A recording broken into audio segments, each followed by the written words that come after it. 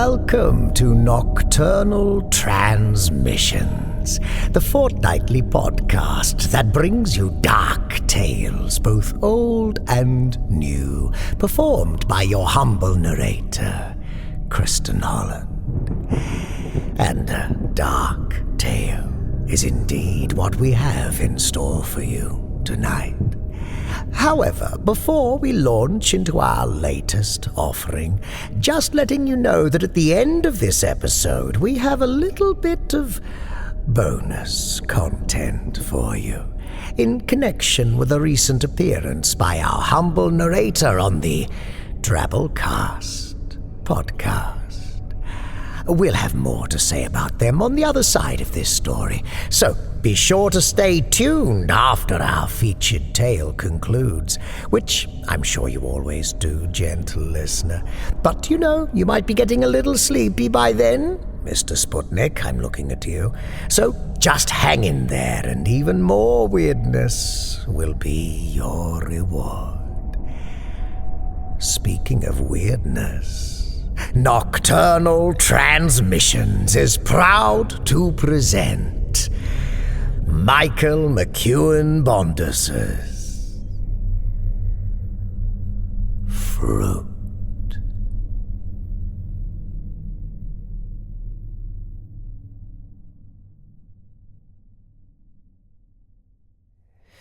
It was a cloudy day in a country where he didn't speak the language. Most of the conference-goers had left the day before. He, however, had arranged to fly home a day after the conference ended, because the fare was cheaper. Now he was bored and kicking himself. The week-long conference had passed in the usual way, drab speakers in drabber suits.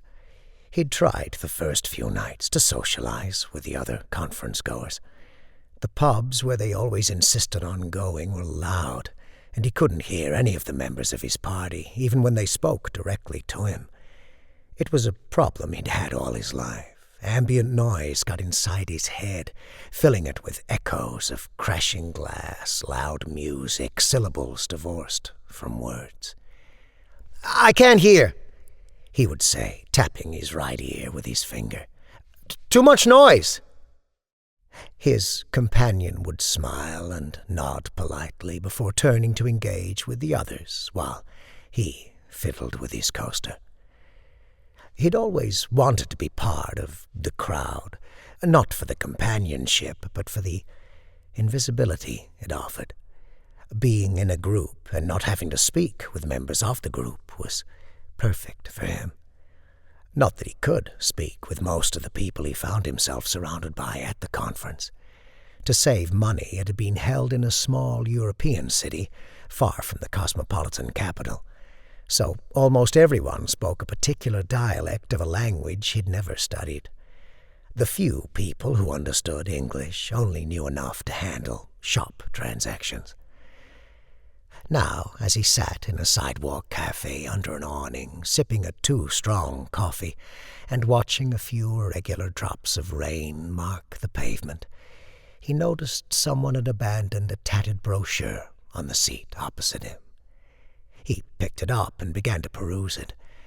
The letters appeared strange to him, reminiscent of the Roman alphabet, but not quite. Some of the letters had dots in, to his eyes, odd places. Others incorporated hard diagonal slashes that looked severe. Because he couldn't read the script, he looked at the pictures. What appeared to be a local history museum was featured, as was a small gallery of local art. Neither interested him. He was about to close the brochure when he saw the picture of a monkey.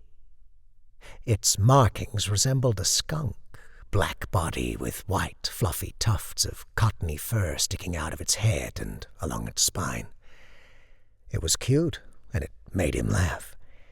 He didn't recall passing a zoo, and he was unable to determine where this zoo or monkey house was located. He swallowed the rest of his coffee in one gulp, wincing at the sudden rush. He'd be jittery for hours. He took his cup and saucer back inside and placed them on the counter, hoping the act of bussing his table would earn him points with the barista. But the young man just glared at him, seemingly offended, before picking up the cup and saucer and depositing them in the sink. Pushing through his embarrassment, he laid the brochure on the counter, pointed to the picture of the monkey, and said, "Where?" Looking at him contemptuously, the young barista began to give directions in heavily accented English that he was barely able to follow. He managed to figure out, however, that the place with the monkey was within easy walking distance and vaguely in the direction of his hotel. He thanked the barista, fumbled with his wallet, paid the bill, and briskly turned and left, without looking at the young man's face. The walk to the zoo should have taken about 10 minutes, but after 30 he realized he'd gotten hopelessly turned around. He hadn't noticed it before, but there was something illogical about the city's layout. The street he was on kept folding in on itself, moving in one direction before bending around a corner and extending back along a different block. There were cross streets, but they were narrow alleys, which he'd initially mistaken for private walkways. It was as if there was only one snaking road that ran like a small intestine through the entire city. The buildings themselves were cracked and yellowed, and seemed to be coated with the tar and grime of Victorian London. He half expected to see a street urchin come running up and offer to shine his boots for a penny. Instead, as he rounded the corner, he was approached by a woman selling fruit. She looked to be in her 30s, pretty in a plain way. He couldn't identify the fruit she held in a clear plastic bag. She noticed him squinting at the fruit and took it for interest. She said an unfamiliar word, 2 syllables, many vowels. He smiled politely. She said the word again, brandishing the bag demonstratively. Sorry, he mumbled. He was trying to brush past, but suddenly it was as if the woman and her bag filled the entire sidewalk. He stepped off the curb into the street, just in time for a passing car to honk angrily at him. He sprang back onto the sidewalk. The woman looked amused. He wished he was once again part of a cluster of colleagues. "How much?" he said weakly. She uttered a clipped, single-syllable word. He stared at her blankly. She smiled indulgently, repeated the word, and held up 3 fingers. He reached into his back pocket and gasped. His wallet was gone. Then he remembered. He had left his wallet on the counter at the cafe after paying. "Oh, sorry," he mumbled again.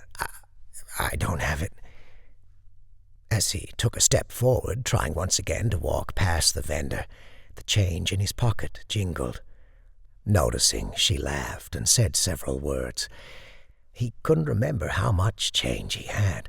He was not used to paying attention to nickels and pennies, and had found it easy to forget that some of the change in his pocket was 1 and 2 euro coins.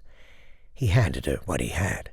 She accepted it, smiled pleasantly, and handed him the bag with the unidentified fruit.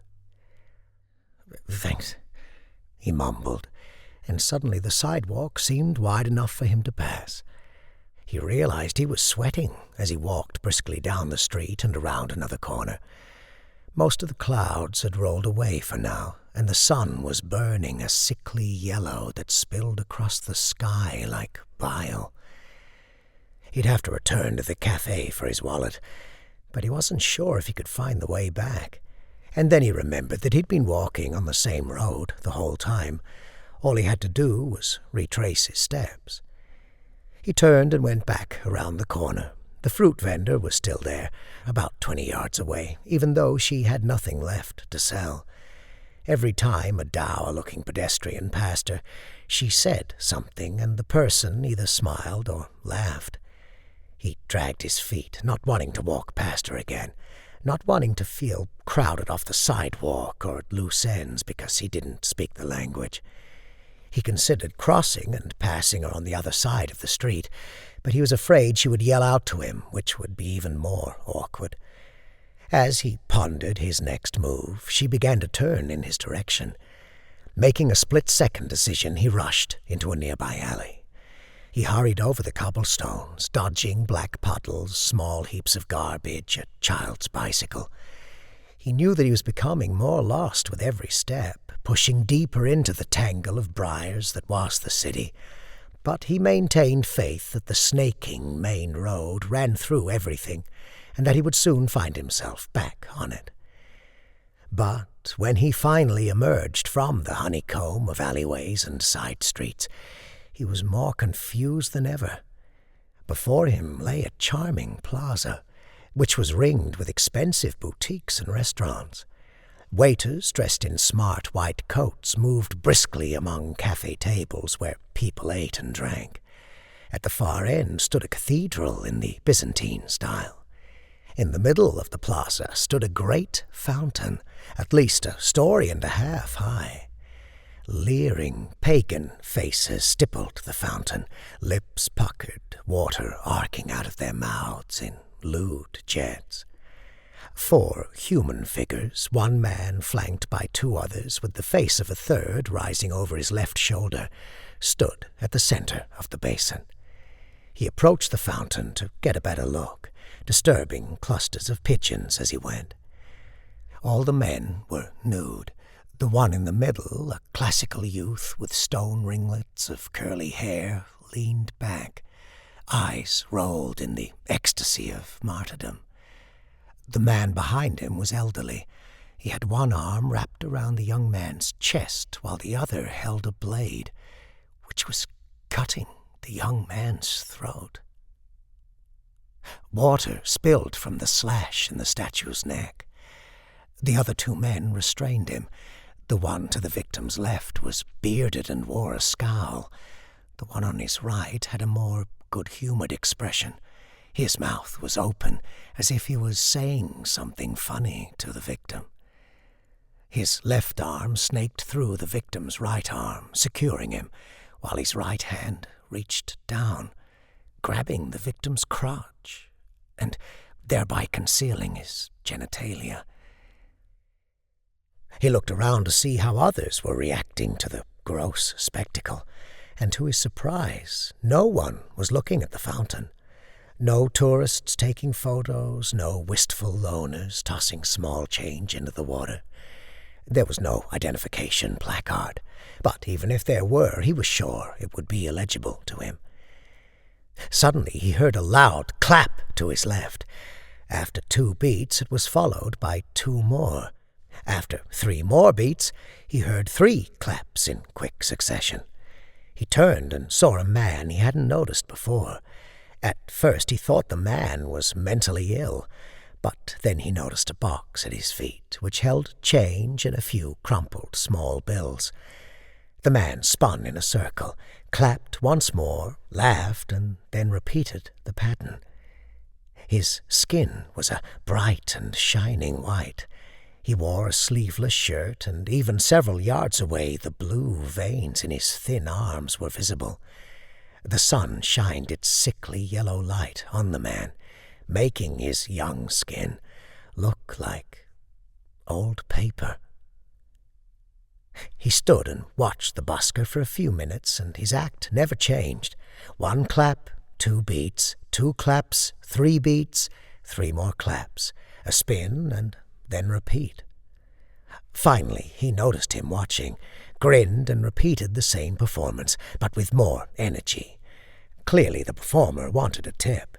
He reached for his wallet before remembering that he'd left it at the cafe. "Oh, sorry," he mumbled. I don't have my wallet." The performer smiled and moved closer. He glanced nervously at the clusters seated at the cafe tables. He prepared to take a step in their direction, but before he could act, the performer was in front of him. The man was exceedingly thin, though it seemed to be his build rather than the result of malnourishment. His white skin shimmered, his veins pressed against the surface like blue snakes preparing to break through their old skin. "No wallet," he said. "Not very smart for a tourist. If you get caught without identification, it could go very badly for you." He spoke perfect English with a heavy accent. "I left it in a cafe," he explained, blushing. "Which cafe?" the man asked. "I don't remember the name," he admitted. "There was a picture of a canary on the sign," he said, nodding a little too vigorously, happy he'd remembered something useful. The man remarked. "Yes, I know it very well. I will take you." Before he could ask any questions, the busker had snatched up his meager tips and begun walking briskly across the plaza. After taking one last glance at the grisly fountain, he hurried after him. He was relieved to have an English speaker on his side. In addition to helping him retrieve his wallet, perhaps the man could show him the way to the monkey.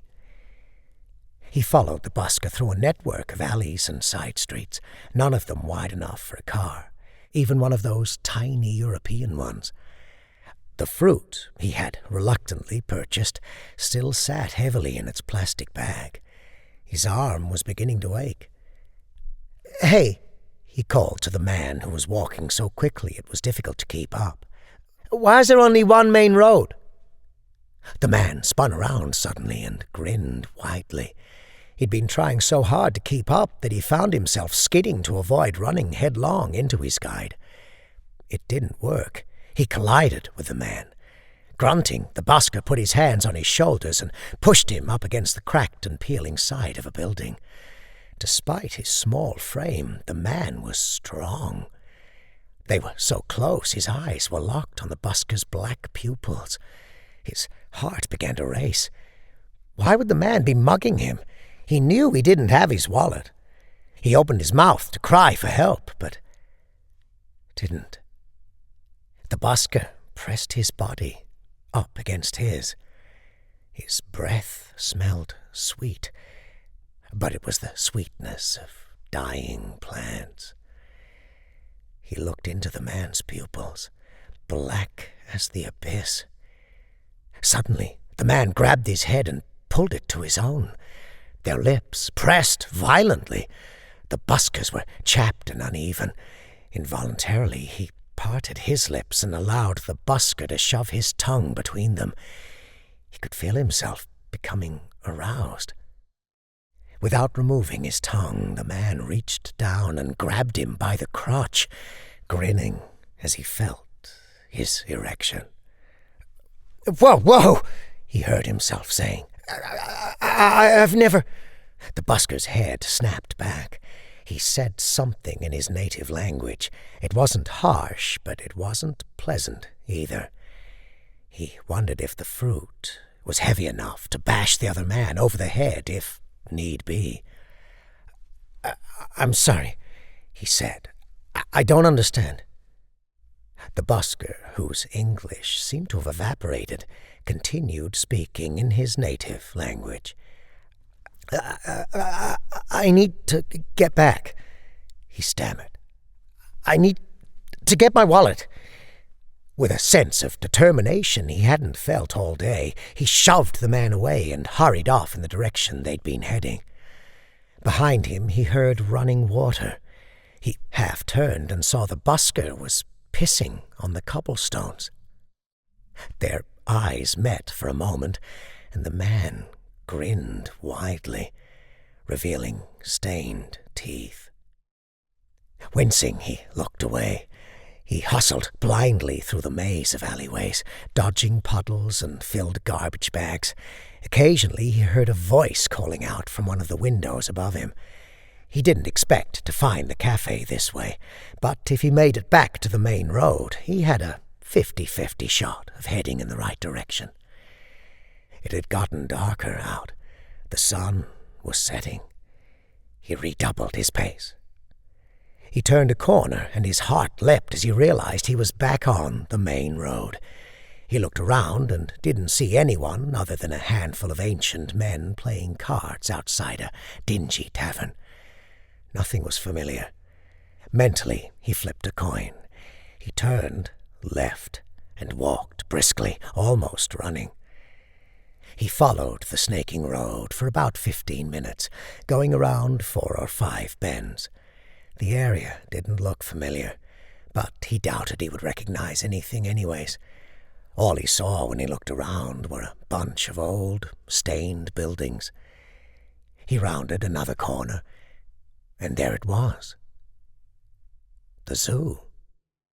It lacked the grand front entrance of the Bronx Zoo, but the ticket booth and iron fence announced it as an attraction. The distant sound of exotic birds provided the final confirmation.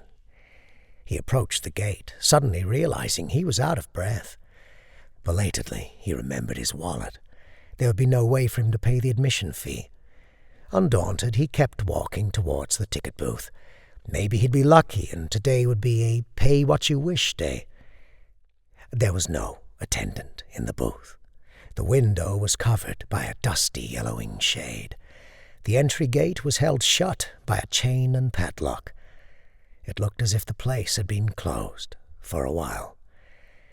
Frustrated, he found himself slapping the iron gate with its chipped and flaking varnish.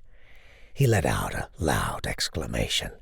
All he'd wanted to do was see a goddamn monkey, and even then his motivation had been rooted in the need to kill time. He thought again of his wallet. He wouldn't be able to board his flight without identification. He couldn't afford to waste time with monkeys. No time to monkey around, he thought, and let out a loud, perverse giggle.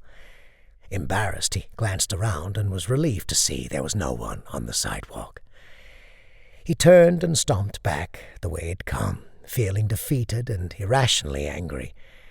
From behind the fence he heard the exotic birds shrieking from deep within the zoo, and underneath that a chitter-chattering sound that made him think of monkeys.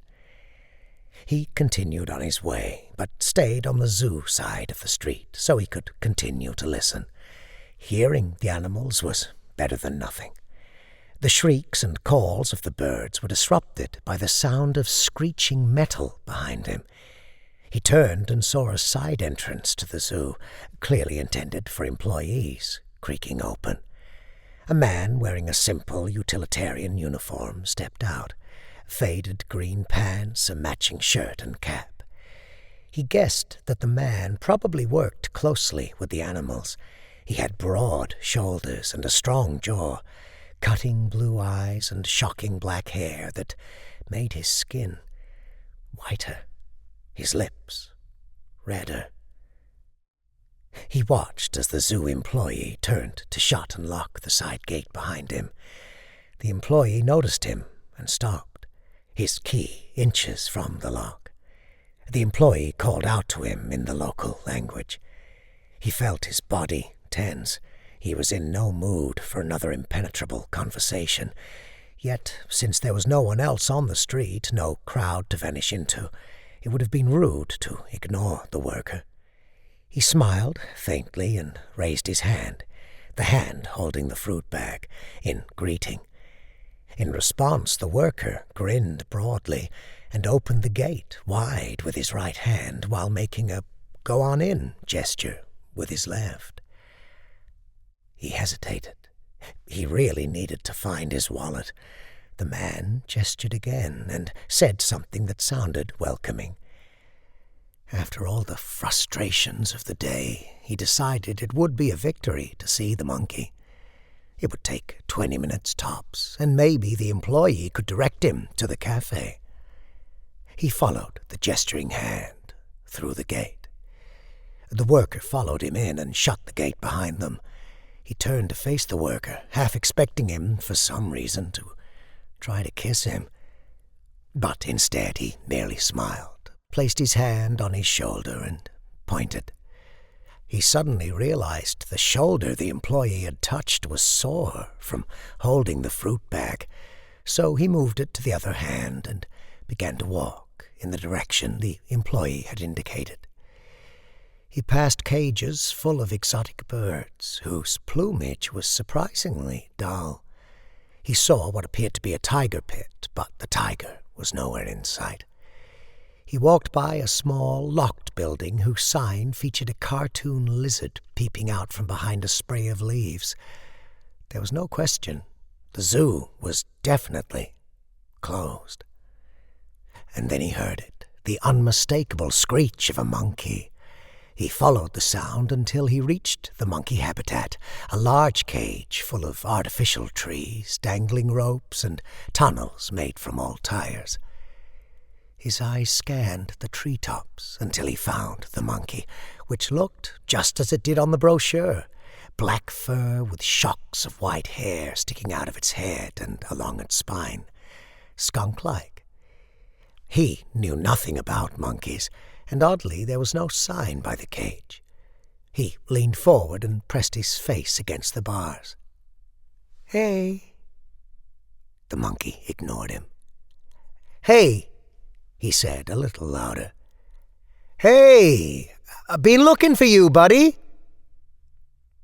The monkey looked at him with its little black eyes.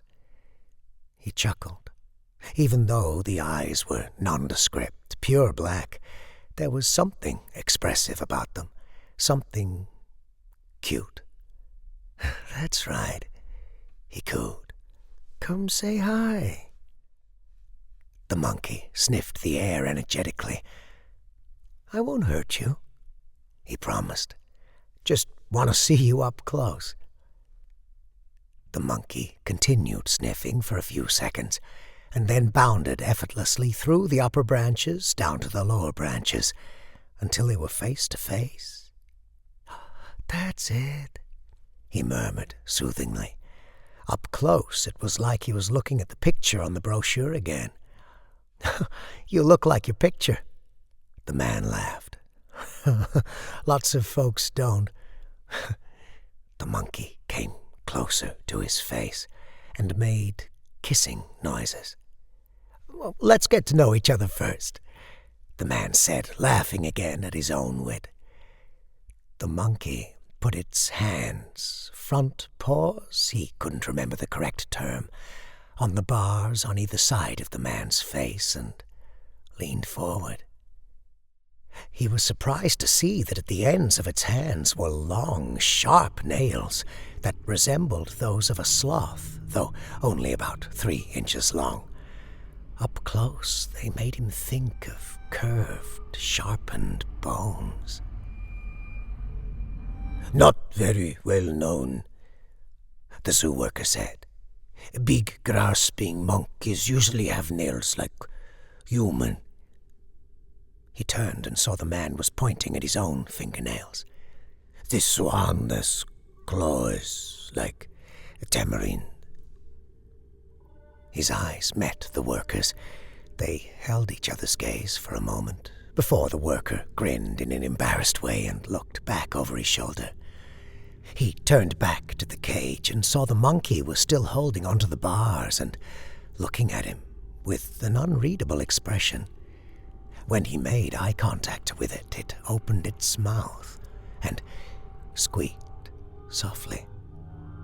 He placed his hands against the bars again and leaned in so that he and the monkey were face to face.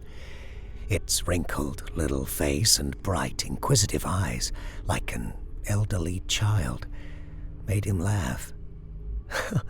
"A lot to say, huh?" he said. In response, the creature let out what sounded like a boyish giggle, stuck its left hand through the bars, grabbed the plastic bag, and attempted to pull it through the bars.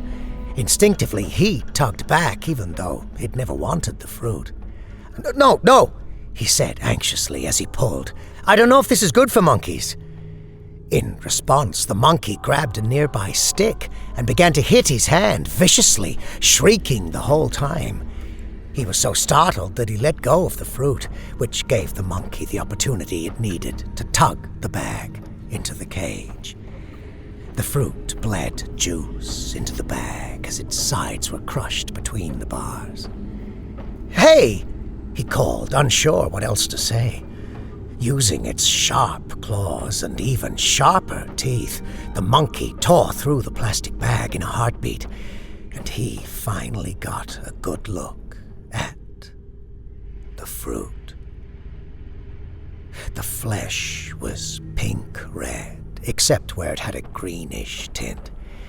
It was shot through with yellow filaments of fat and was dripping red juice. The monkey grasped it between its hands and buried its face in it, biting deeply into the flesh. Red juice poured out, staining the monkey's jowls.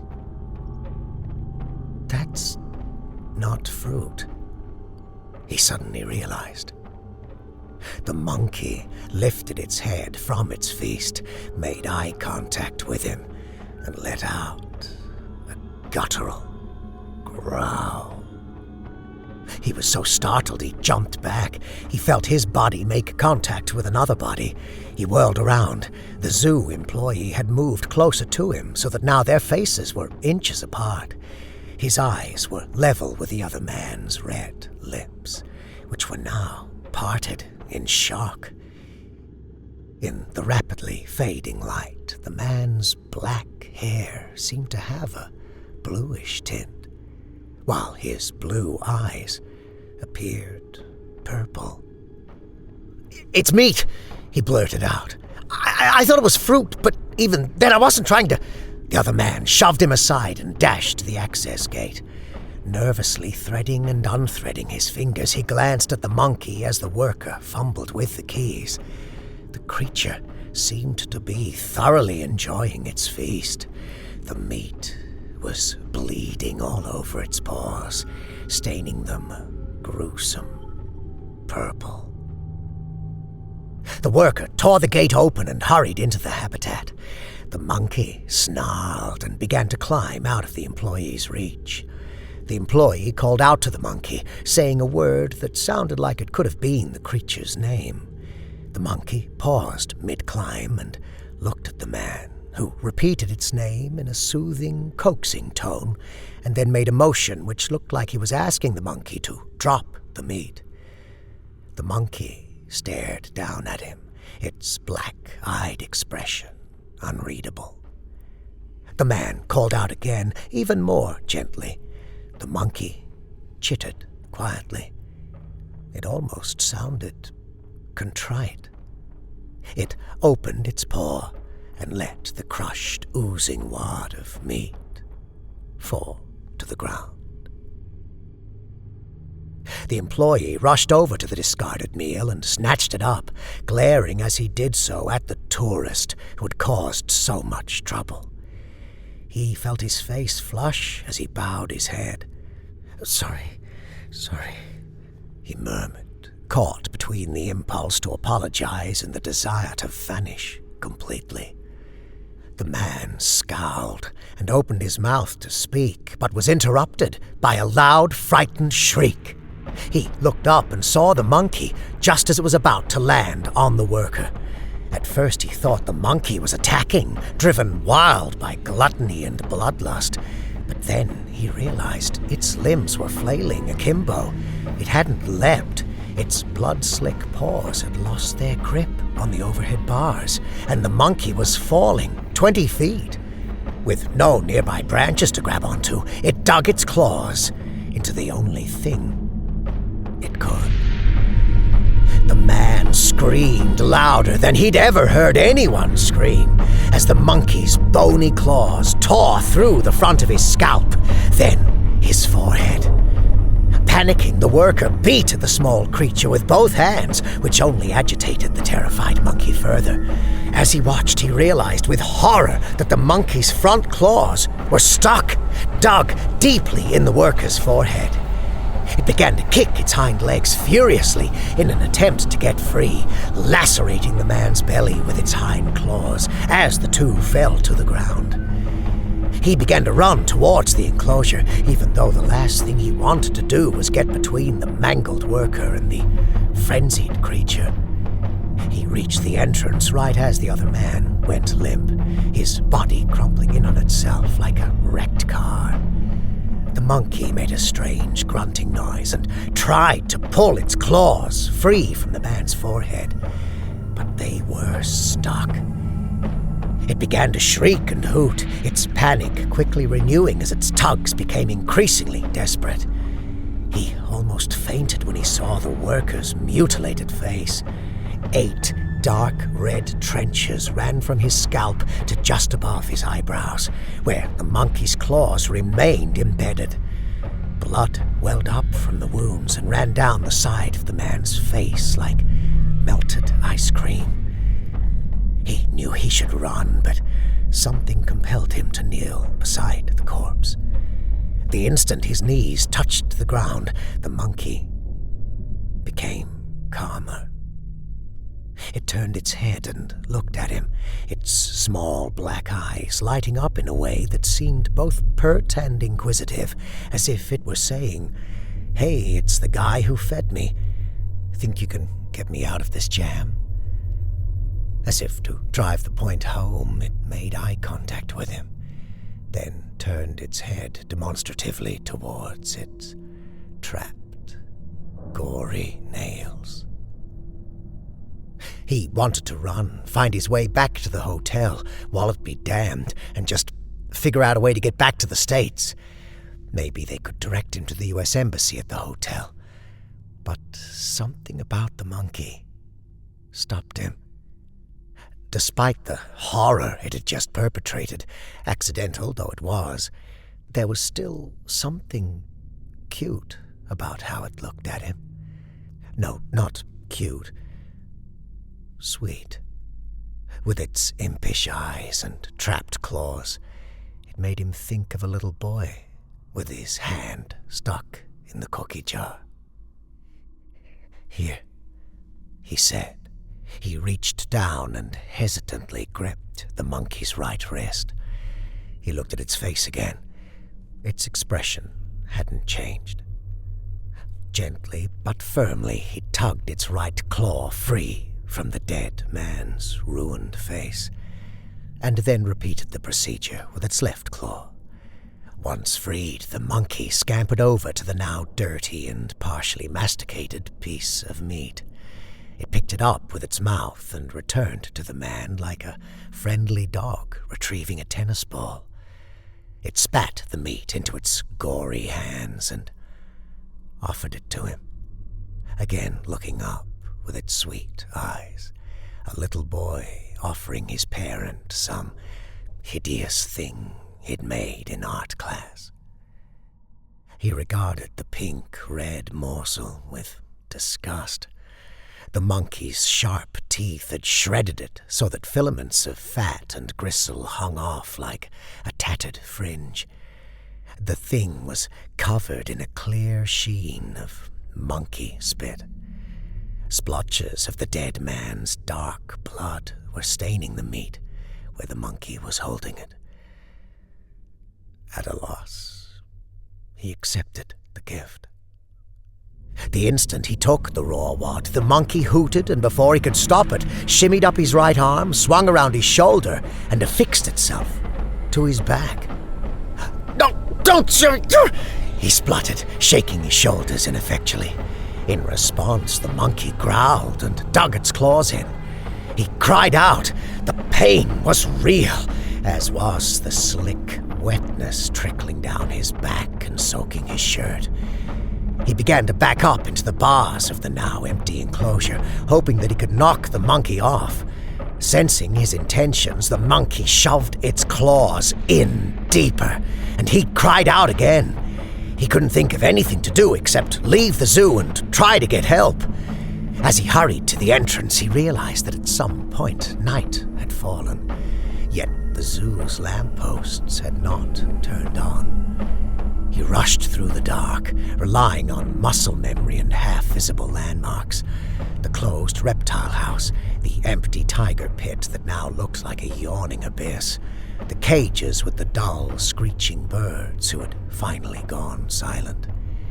To his relief, the side gate was still unlocked. He burst into the main road, panting and gripping his side, which was filled with a sharp, stabbing pain that almost distracted him from the claws in his shoulders. He looked around wildly, but no one was on the street. Behind him, the zoo was dark and silent as a cemetery. He stumbled down the snaking road. He could feel the monkey's menacing breaths on the back of his neck. The idea of a hospital flitted through his mind, as did a police station, a vet's office, the U.S. Embassy. He remembered the expression, "a monkey on your back," and almost choked on the irrepressible giggle that rose in his throat. He lurched through the dark, empty streets aimlessly for at least 10 minutes, passing from the dull yellow stain of one street light to the dull yellow stain of another, past closed storefront after closed storefront. The monkey's weight became more and more noticeable until he realized he was walking stooped over. He was getting weaker. His awareness was dimming, and he was wandering aimlessly. He found himself once again in the honeycomb of alleyways and side streets, tripping over loose paving stones and household debris. The sharp pain in his shoulders faded to a dull ache. The monkey continued to hiss and whisper from its perch on his back. Before long, he was back in the plaza with the strange fountain. This time, it was empty. The busker had gone home. The cafe tables had been put away. Other than the weak, pale light filtering through a few windows, the only source of illumination was the garish white spotlights lighting up the facade of the Byzantine church, its heavy medieval doors shut and bolted. He stumbled across the cobblestones and fell against the rim of the darkened fountain, his hands leaving bloody trails on the marble. Instinctively, he plunged his dirty hands into the water. The shocking cold made him wince, but it gave him an idea. He lifted one leg over the rim of the fountain and stuck it in the water, gasping at the chill that filled his shoe, and climbed up his leg. Perhaps sensing what he was planning, the monkey came alive. It shrieked loudly in his ear, tightening its claws. Startled by the noise and the pain, he rolled clumsily into the basin, catching his leg on the lip as he did so. His body twisted as he tumbled into the water, and he screamed as he felt his ankle twist painfully. Biting his lip, he rolled onto his back and floated. The monkey once again dug in deeper. He cried out, but forced himself to keep his position. The frigid water partially numbed his back and provided some relief.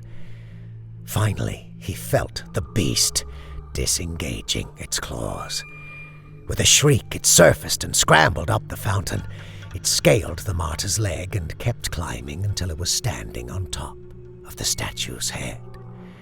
Thoroughly soaked, claws clotted with gore, it howled shrill discontent. Bloody streaks stained the white statue where the monkey had scaled it. He lay still in the water, catching his breath and letting the cold fully numb his back.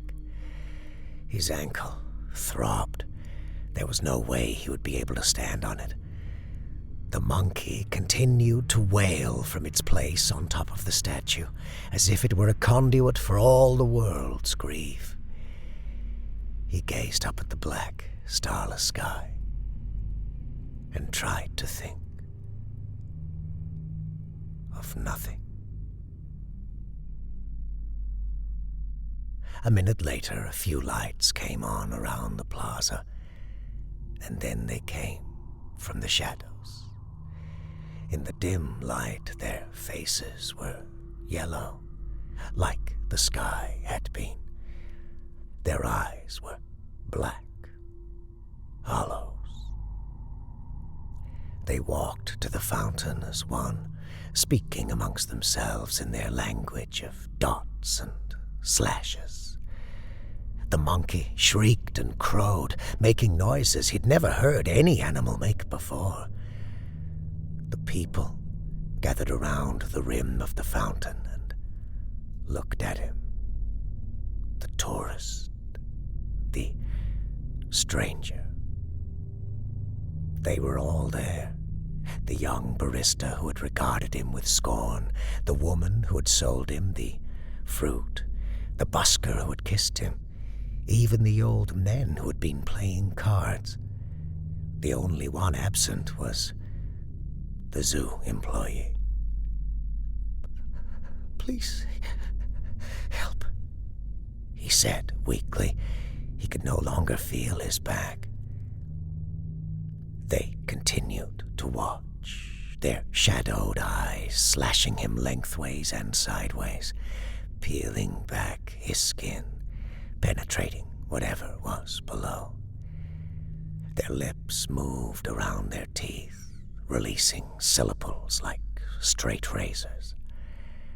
The monkey stopped shrieking and began to issue long, low, hooting moans. "Please, help," he whispered. There was a loud click, and the spotlights illuminating the cathedral shut off. The people grew silent. Again he looked at the sky, tight, dark, and featureless as a black fitted sheet. One by one, the streetlights around the plaza began to wink out. The martyred statue became an indistinct gray shape. He could no longer feel his limbs. The people stood quietly. He could feel their eyes on him. "Please," he whispered. He couldn't even hear himself. Finally, the monkey grew silent. He tried to spot it in the darkness, but the gloom was too thick. He gazed at a ghostly chin hovering near him. The buskers, he realized, faintly lit by the last yellow street lamp. Sorry, he said. The busker's mouth smiled. So did the other mouths. He closed his eyes as the last street lamp winked out.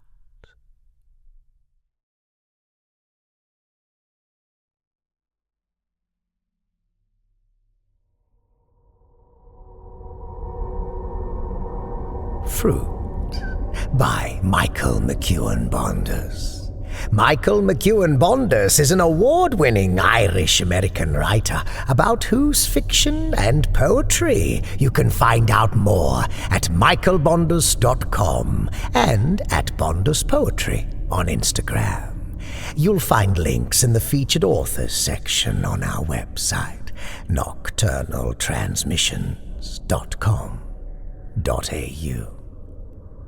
Now to that promised extra stuff we mentioned at the top of this episode.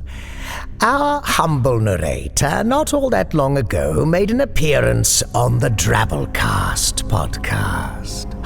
What's that? You may ask. Well, not you, the very first piper ever. You know what it is. You were the mastermind who brought this collab together, after all. But for anyone who may not be quite as in the loop, as TVFPE.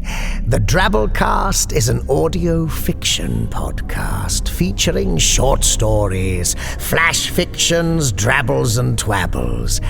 I don't know what those last two things are. Anyway, their focus is weird, offbeat, funny eclecticism in science fiction, fantasy, and horror. Hosted and often narrated by Norm Sherman. And once upon a time, our own humble narrator reared his ugly head there to perform Thomas Haar's sci-fi horror, The Mob. Would you like to hear some? Why not? Take it away.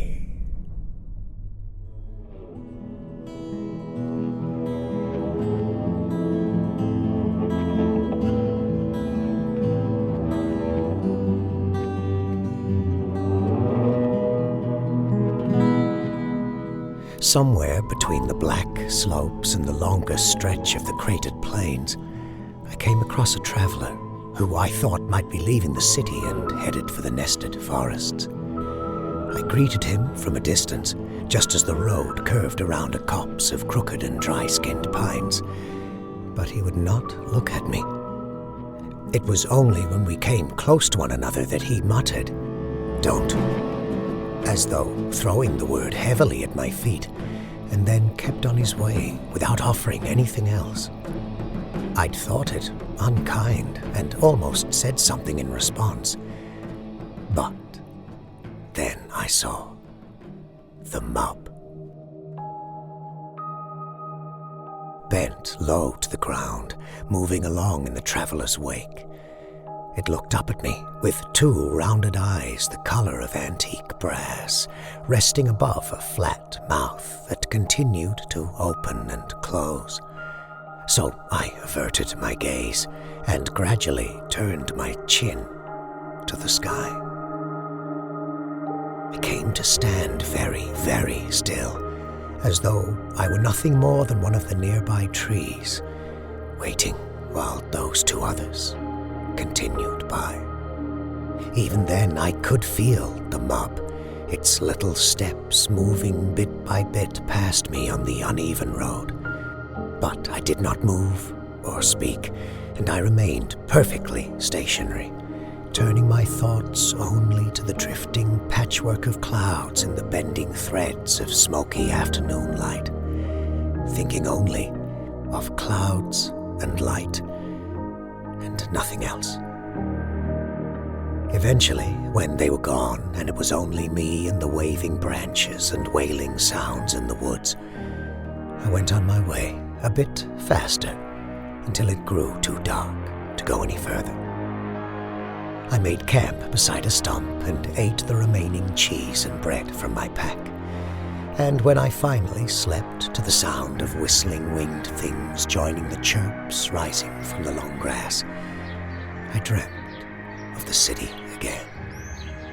I dreamt about the things I'd try to do to better my position there with enough time. First, securing an apartment. Second, employment in one of the port warehouses. Then, with enough wages set aside and safely saved, I'd resume selling my illustrations whenever I could next find a buyer of interest. But midway through that dream of the things I'd hoped to come, before I'd managed to pick up my pen and inks and begin to create as I sometimes did in those kinds of imaginings, morning rushed to my open eyes, and with it some sharpness of the remains of my fire beside the road, and across the cinders, the mob sat, like it was waiting for me to see it. This one could, I suppose, have been a different mob, and I would have no way of knowing, but I had the sense it was the same one I'd seen with the traveler the day before. It was looking intently at me, hunched small, and I noticed it had removed one of my sketches from my pack. A self-portrait, I realized. One of a dozen that I drew and redrew every year in my ever-changing style, to keep up my practice and perhaps to feed a little of my vanity. Delightful capture of my face. Congratulations. It clicked and beeped. I did not know how to respond, but I thought it best not to correct the mob's misunderstanding. Thank you. A likeness. So wonderful. A wonderful likeness I can see. Thank you. Thank you. Thank you. Where are you traveling? That way. That way? Over that way? That way. No more than 3 words at a time, each of my sounds short and crisp, repeating often and in as uninteresting a manner as possible. I quietly gathered my things and took up my pack. I did not want to ask for the self-portrait or engage any further than necessary, so I let the mob clutch at it. I nodded and then prepared myself for the road. Oh, leaving? Yes. Now? Yes, now.